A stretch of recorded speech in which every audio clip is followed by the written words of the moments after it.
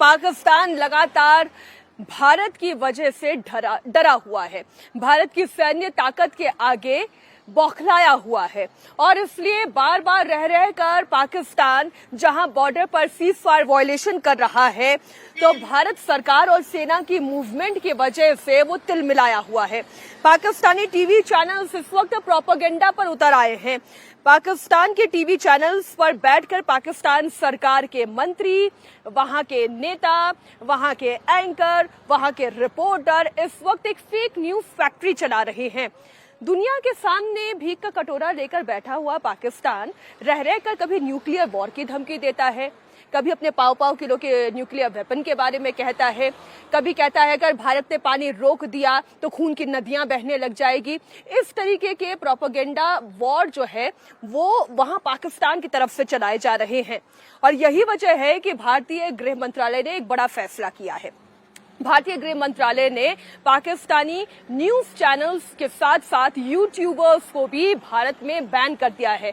वो Pakistani TV news channels और साथ ही वो यूट्यूबर्स जो फेक नरेटिव फैला रहे थे, फेक न्यूज की फैक्ट्री बने हुए थे, झेलम में आए पानी के जल स्तर को ये कह रहे थे कि भारत ने उनके यहाँ बाढ़ की स्थिति पैदा कर दी है। इन तमाम फेक नैरेटिव को बुलडोज कर दिया गया है। भारतीय गृह मंत्रालय की ओर से एक बड़ा फैसला लिया गया है।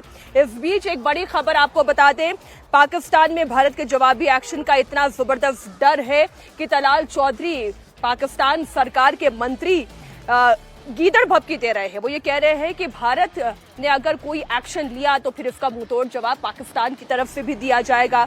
पाकिस्तानी फौज भारत से टक्कर लेने के लिए तैयार है। देखिए, तलाल चौधरी ने एक बात तो ठीक कही कि भारत एडवेंचर करता है, इसमें कोई दो राय नहीं। हमारे पास वो ताकत है कि हम एडवेंचर कर सकते हैं और पाकिस्तान के पास ताकत नहीं है, इसलिए वो सरेंडर करता है। जैसे 1971 की जंग में पाकिस्तान को सरेंडर करना पड़ा, लेकिन खैर पाकिस्तान अपनी औकात भूल जाता है और इसलिए तलाल चौधरी ऐसे बयान दे रहे हैं। वो ये कह रहे हैं कि पाकिस्तान की तरफ जो झेलम में पानी छोड़ा गया है, दरअसल वो तो पाकिस्तान के हक का पानी था। भाई, भारत ने पानी छोड़ा या नहीं छोड़ा, लेकिन ये जरूर है कि पाकिस्तान के हाल जरूर बेहाल हो गए हैं। अब देखिए, तलाल चौधरी भले ही कुछ भी कहें, लेकिन पाकिस्तान के गृह मंत्री जो बयान दे रहे हैं नकवी साहब, वो बयान जरा बड़ा गौर से सुनिए।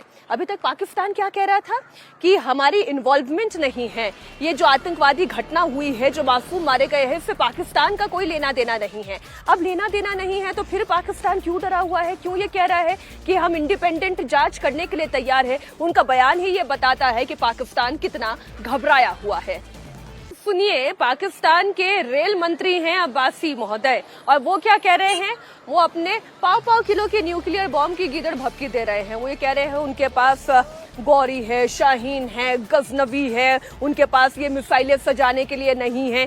130 परमाणु हथियार केवल मॉडल की तरह से सजाने के लिए नहीं है। अगर भारत की तरफ से कोई एक्शन लिया गया तो मुंहतोड़ जवाब दिया जाएगा। बताइए, जो 3 जंगें हार चुके हैं वो परमाणु बम की धमकी दे रहे हैं। ये फकीर, ये कटोरे वाला पाकिस्तान जो विदेशी मदद पर अपने देश को चलाता है, वो ऐसी बड़ी बड़ी गीदड़ भभकियां दे रहा है। लेकिन हैरानी की बात है कि शाहिद अफरीदी, जो कि एक जमाने में बेहतरीन क्रिकेटर रहे, जिन्हें भारत की जनता ने भी भरपूर प्यार दिया, आज उनके मुंह से बेशर्मी भरे बोल निकल रहे हैं। वो ये कह रहे हैं कि भारत खुद अपने लोगों को मरवाता है और उसके बाद इल्जाम पाकिस्तान पर डाल देता है। शर्म करिए शाहिद अफरीदी, शर्म करिए।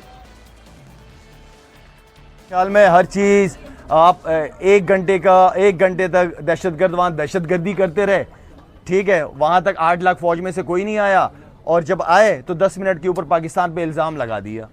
तो आई मीन कि खुद ही ब्लंडर्स मारते रहते हैं, खुद ही लोगों को मरवा देते हैं, फिर उनकी वीडियोस दिखाते हैं कि नहीं वो तो जिंदा है। तो आई मीन इस तरह का ना करें। हमने हमेशा देखिए, दहशतगर्दी आप कोई भी मुल्क, कोई भी मजहब सपोर्ट नहीं करता और हम तो हमेशा अमन की, पाकिस्तान, हमारा दीन इस्लाम अमन का पैगाम देती है। हमेशा हमने इंडिया के साथ अच्छे ताल्लुकात बनाने की कोशिश करते रहे। हम लोग हमेशा, हमें काफ़ी थ्रेट्स मिलती रही वहाँ से। टूर से पहले हमें ये भी नहीं पता होता था कि हम जाएंगे कि नहीं जाएंगे।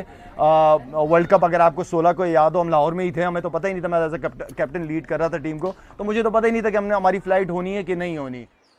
जिस पाकिस्तानी के पेट में नहीं है अन्न, उनकी बोली निकल रही है इतनी टनाटन, और ऐसे लोगों को जवाब देने के लिए तो यहाँ के विपक्ष के नेता ही काफी हैं।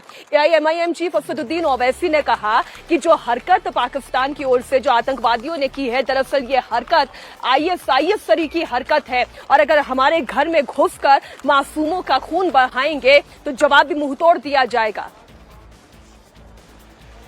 बरसों से पाकिस्तान अपने मुल्क में दहशतगर्दों को ट्रेनिंग देता है भारत के खिलाफ, और जो लोग आज पाकिस्तान में बैठकर बकवास करते हैं, मैं उनसे कहना चाह रहा हूं कि आप भारत से आपका वक्त आधा घंटे पीछे है। अब आधा घंटा पीछे नहीं है, वो आधी सदी भारत से पीछे है।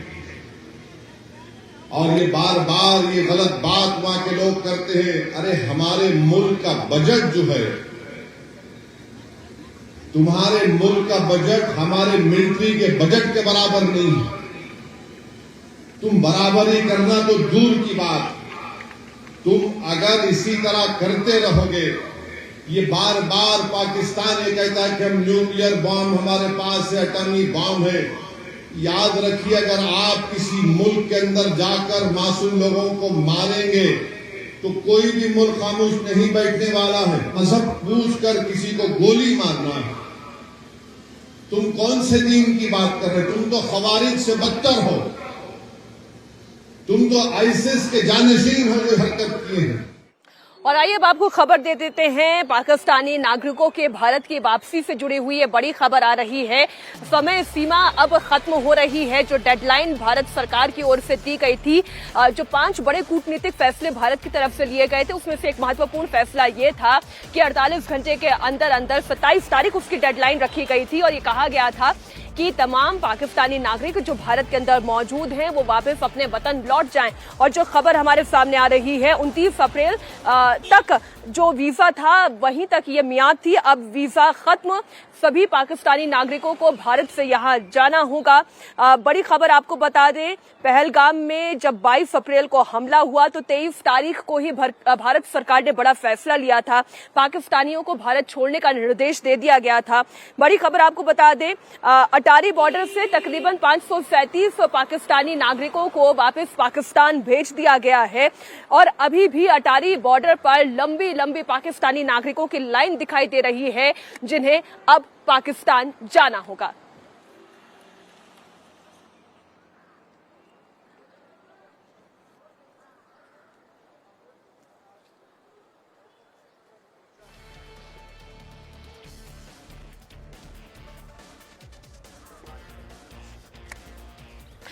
इसी बीच एक और बड़ी खबर आपको दे दे, पहलगाम हमले पर सनसनीखेज खुलासा हुआ है। बड़ी खबर आपको बता दे, आतंकियों ने चीनी सैटेलाइट फोन का इस्तेमाल किया था, आतंकियों ने चीनी ऐप का भी इस्तेमाल किया था।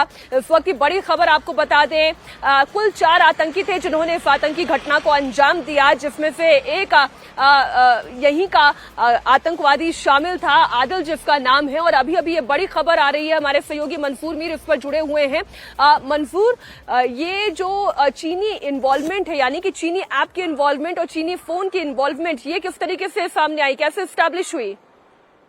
देवेंद्र, माफ कीजिए देवेंद्र, ये जानकारी दे रहे हैं हमें। देवेंद्र जी, एक सैटेलाइट फोन का इस्तेमाल किया गया, चीनी सैटेलाइट फोन का, और उस दिन जिस दिन हमला हुआ, उस हमले के दिन उसी एरिया में, पहलगाम के एरिया में, ये चीनी सैटेलाइट फोन काफी ज्यादा एक्टिव रहा। दूसरी चीज की जिस ऐप का उन लोगों ने इस्तेमाल किया, वो चीनी ऐप जो हैं, वो जो एंड टू एंड इनक्रिप्टेड होते हैं, उसके एडवांस वर्जन का इस्तेमाल किया, जिससे उसको हैक ना किया जा सके। उनकी जो फ्रिक्वेंसी होती है या जो कम्युनिकेशन का मोड होता है, वो मिली सेकंड के आधार पर किया जाता है, जिससे उसको हैक करना बहुत मुश्किल होता है। तो उस लिहाज से चीन की जो उच्च तकनीक है, पाकिस्तानी फौज के मार्फत वो आतंकवादियों को मुहैया कराया गया, और उसका इस्तेमाल पहलगाम हमले में आतंकियों ने किया। तो बहुत सारे लोग इस सवाल का खड़ा करते होंगे कि आखिर ऐसा कैसे है कि हमारी जो गुप्त एजेंसियां हैं वो उसे ट्रेस नहीं कर पाई, क्योंकि लोकल कम्युनिकेशन इंफ्रास्ट्रक्चर का उन लोगों ने इस्तेमाल ही नहीं किया। उन्होंने चीनी ऐप और चीनी सैटेलाइट फोन का इस्तेमाल किया, जिसके चलते कम्युनिकेशन के मार्फत लोकल इंफ्रास्ट्रक्चर का अगर इस्तेमाल किया गया होता कम्युनिकेशन के लिए, तो फिर खुफिया एजेंसियों के लिए आसान काम होता उनको ट्रेस कर पाना। लेकिन वहां पे वो गच्चा देने में सफल रहे, क्योंकि उन्होंने चीनी ऐप और चीनी सैटेलाइट फोन का इस्तेमाल किया था। जी। इसी बीच एक और बड़ी खबर आ रही है। प्रधानमंत्री और रक्षा मंत्री राजनाथ सिंह के बीच चल रही बैठक खत्म हो गई है। तकरीबन 40 मिनट तक ये बैठक चली। अब इस बैठक से जुड़ी हुई और जानकारी के लिए हम सीधा रुख करते हैं देवेंद्र आप ही का। बैठक खत्म हो गई है, क्या जानकारियां आ रही हैं इस बैठक से जुड़ी हुई?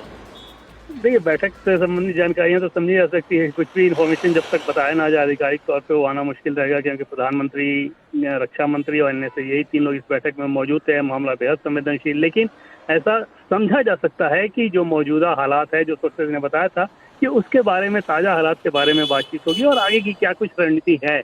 एक तो अभी तक की जो सिचुएशन है उसके बारे में बात होगी और आगे क्या कुछ करने की हमारी प्लानिंग है, कब करना है, किस तरीके से करना है, उसके लिए हम कितने तैयार हैं, सामने से जो चैलेंज आएगा वो किस प्रकार का, इन सारे पहलुओं पे विस्तार से बात हुई होगी। मीनाक्षी। अच्छा, ये जो खबर अभी देवेंद्र आपने दी, जो चीनी सैटेलाइट फोन का इस्तेमाल किया गया और चीनी ऐप का इस्तेमाल किया गया, जैसे ही आतंकी घटना हुई है विश्व भर से हमने देखा एक सॉलिडारिटी यानी कि एकजुटता भारत के साथ दिखाई दी थी, लेकिन चीन का रिएक्शन इस पर किसी क्लैरिटी के साथ नहीं दिखाई दिया। लेकिन अब ऐसा लग रहा है कि चीन भी पाकिस्तान के साथ खड़ा हुआ है इस पूरी घटना के बाद। देखिए, आतंकवाद के मसले पे तो सीधे मतलब ये कहा जाए कि इस मामले में चीन का इन्वॉल्वमेंट, वो तो उससे कोई ऐसे सबूत नहीं, लेकिन आतंकवाद के मसले पे चीन जब भी कटघरा में खड़ा होता है, पाकिस्तान कटघरा में खड़ा होता है, माफ कीजिएगा, चीन निश्चित तौर पे उसके लिए प्रत्यक्ष या परोक्ष समर्थन का देने का काम करता ही रहा है। और हमेशा से इस प्रकार के चीन के द्वारा एक फील्डिंग की काम की जाती है कि पाकिस्तान को ऐसी चीजों से बचाया जा सके। और उसके पीछे मकसद का ये रहता है कि एक तो वो पाकिस्तान को अपने हिसाब से, पाकिस्तान की भौगोलिक स्थिति को अपने हिसाब से इस्तेमाल कर सके, दूसरा उसको वेस्ट से के प्रभाव में आने से रोके। और इस लिहाज से पाकिस्तान की जो एक तरह से कहें कि ऑफिशियल सी लाइन होती है आतंकवाद का प्रमोशन करना, आतंकवाद का प्रायोजन करना, उसको चीन समर्थन देता नजर आता है। इस मामले में भी जैसे चीनी तकनीक, चीनी हथियार, ये तो आसानी से चीन के द्वारा पाकिस्तानी फौज को मुहैया होते ही रहे हैं और वहां से आतंकवादियों को मिल जाता है, जिसका इस्तेमाल आतंकवादियों ने किया है बखूबी। मीनाक्षी। जी जी, बड़ी खबर एक बार फिर हम आपको बता दें। प्रधानमंत्री नरेंद्र मोदी, रक्षा मंत्री राजनाथ सिंह और एनएसए अजीत डोभाल के बीच में चल रही बैठक खत्म हो चुकी है। तकरीबन 40 मिनट तक ये बैठक चली है। कई अहम मुद्दों पर बेशक इस बैठक में चर्चा की गई होगी, लेकिन जब तक कोई ऑफिशियल इन्फॉर्मेशन अंदर से नहीं दी जाती है, लेकिन एक अंदाजा जरूर लगाया जा सकता है, क्योंकि राफेल मरीन विमान को लेकर, फाइटर जेट को लेकर भारत और फ्रांस के बीच में डील होने जा रही है। जम्मू कश्मीर में सिक्योरिटी को लेकर क्या हालात हैं, इतना ही नहीं, अगर हम वेस्टर्न बॉर्डर्स की भी बात करें तो वहां की क्या स्थिति है, भारत अपनी सैन्य शक्ति और इस रणनीति को कैसे धार दे रहा है, इन तमाम मुद्दों पर बड़ी चर्चा हुई है। इसी बीच बड़ी खबर एक बार फिर आपको बता दें, 27 अप्रैल लास्ट डेडलाइन थी। तमाम पाकिस्तानी नागरिक जो भारत के अंदर मौजूद थे उन्हें अब दोबारा पाकिस्तान की तरफ लौटना होगा। भारत सरकार ने कहा है कि इस डेडलॉक को किसी भी तरीके से बढ़ाया नहीं जा सकता। ऐसे में अब भारत में यदि कोई भी पाकिस्तानी मिलता है तो उसके खिलाफ कानूनी एक्शन लिया जाएगा। पिछले 4 दिनों से अगर केवल अटारी बॉर्डर की तस्वीर में आपके सामने रखूं, जो डेटा बता रहा है, 537 पाकिस्तानी नागरिक भारत से लौट चुके हैं। लेकिन अभी भी जो अटारी बॉर्डर से तस्वीरें सामने आ रही है, लंबी कतारें इस वक्त पाकिस्तानी नागरिकों की अटारी बॉर्डर पर दिखाई दे रही हैं। इस वक्त हम अटारी बॉर्डर पर मौजूद हैं और जो पाकिस्तानी हैं उनकी जो मियाद थी उसको बढ़ा दिया गया था और अभी जितने भारत के अंदर पाकिस्तानी रह रहे थे अब वो अलग अलग गाड़ियों के जरिए, ऑटो के जरिए इस वक्त अटारी बॉर्डर पहुंचे हैं और यहां से पाकिस्तान ये लोग जाएंगे। एक बार कुछ लोगों से बात करते हैं। आप कहां से हैं? आप लोग, क्या नाम है आपका? ये बताइए इंडिया में कहाँ रहते थे आप? क्या करते थे? दिल्ली पे घूमने के लिए आए थे, तीर्थ पे आए थे। अभी 8 दिन हुए, 1 हफ्ता हुआ है, फिर वापस जा रहे हैं बस। घूमने गए थे दिल्ली? हाँ, घूमने गए थे, तीर्थ के लिए। हाँ, तीर्थ पे गए थे। पाकिस्तान में कहाँ रहते हैं आप लोग? पाकिस्तान सिंध टंडोलिया। आप लोग अभी पाकिस्तानी जा रहे हैं? हाँ। कहाँ रहते हैं आप पाकिस्तान में? सिंध शिकारपुर में। अच्छा, तो इंडिया में कब से थे आप? क्या करने आए हुए थे? अच्छा, जी बिल्कुल। इस अटैक के बारे में कुछ कहना चाहते हैं, जो अटैक हुआ है कश्मीर में, जिस तरीके से मारा गया हिंदुओं को? हमारा कुछ लॉस हुआ है तो हम उसी में हैं, हमारा फादर का लॉस हो गया। अच्छा, लेकिन फिर भी इस अटैक के बारे में, जैसे जो निर्दोषों को मारा गया है, आप लोग कुछ बोलना चाहते हैं कि गलत हुआ है इस तरीके से जो मारा गया नाम पूछ के? नहीं हमें कुछ भी नहीं कहना। आप चाहते हैं आतंकियों के खिलाफ सख्त कार्रवाई होनी चाहिए? गलत तो है जो बात है, लेकिन हम कुछ कहना नहीं चाहते। जो ये गलत तो है सबको नजर आ रहा है। तो वहाँ जा रहे हैं ना।